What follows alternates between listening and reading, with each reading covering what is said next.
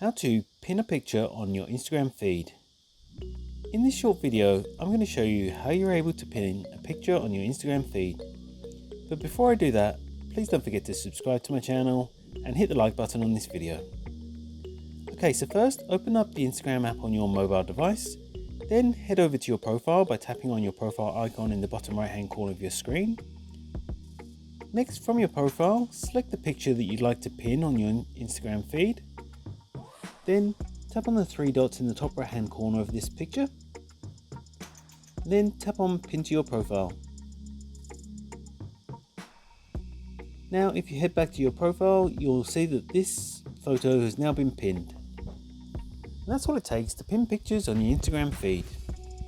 If you found this video helpful, I'd love it if you like this video and subscribe to my channel. Thanks for watching.